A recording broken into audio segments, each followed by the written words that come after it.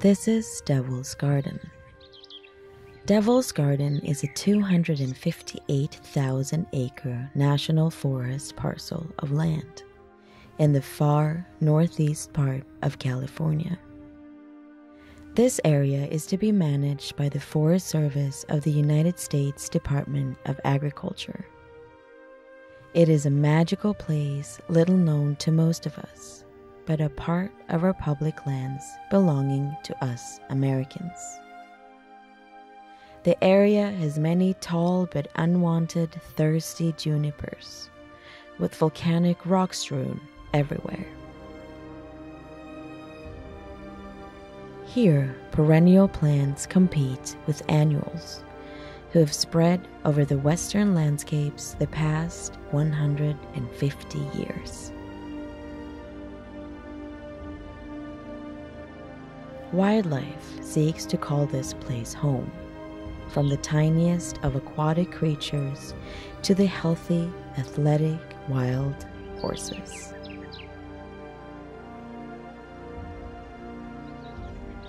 And to the glorious birds that are seen above, following their flyway from Canada to Mexico.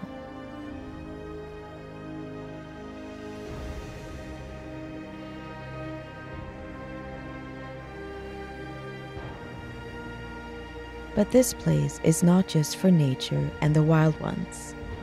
Ranchers, some from this area and others not, know the taxpayers' subsidized perks of having this land for their use.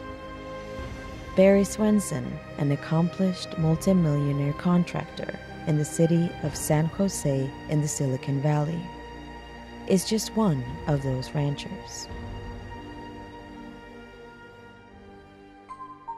Over the years, 10 ranchers have carved up Devil's Garden into 10 public land permitted ranch allotments. They have grazed livestock for pittance, leaning on us taxpayers to support their grazing. They have built taxpayers' subsidized stock ponds for the water for their livestock, using underground piping to pump water from natural water sources. They have also built taxpayer-subsidized barbed wire fences, benefiting their livestock but blocking wildlife from their needed survival resources.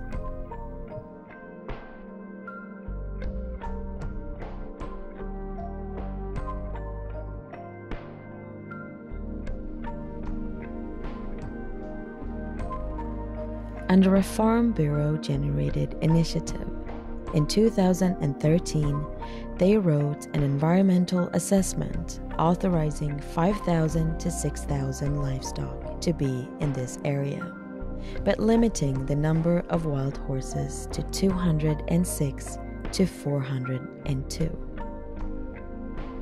The Forest Service has not had a line-item budget to manage the wild ones in the garden, so they appear to have allowed the Farm Bureau to manipulate their decision-making and activities regarding the management of the wild horses in the garden. The Farm Bureau is made up of volunteers, non-governmental dues, paying ranching families, promoting ranching interests. They have seen fit to blame the horses for everything, from the trampling of the riparian areas seen here done by livestock, to the degradation of forage.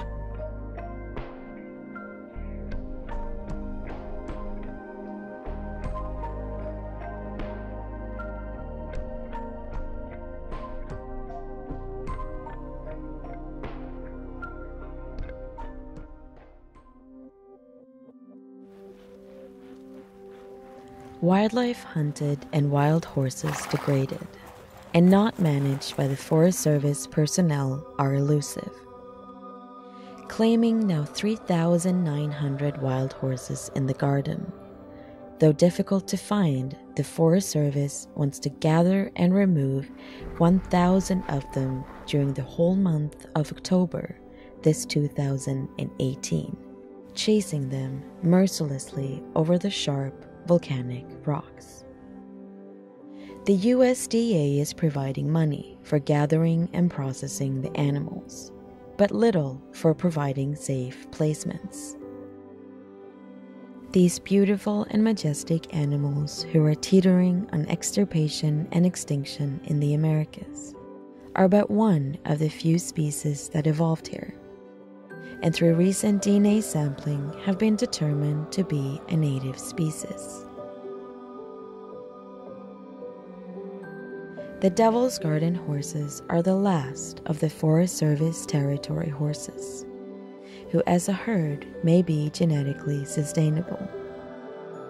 19 Forest Service territories who once had no longer have wild ones, and 32 Forest Service territories now have allowable numbers of less than 100 horses or burros.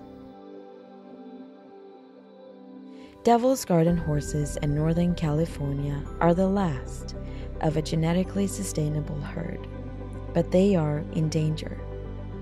They are in danger of being rounded up, removed, and sold to ranchers, who for more profit will give them up to kill buyers for slaughter and to operators for backyard cruel rodeo games.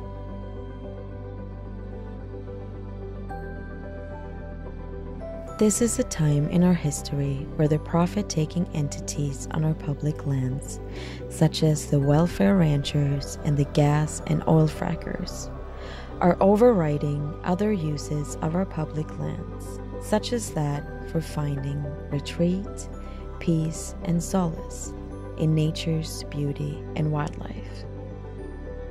The public is needed more than ever to speak out against the use and misuse of our public wild places and our public wild animals.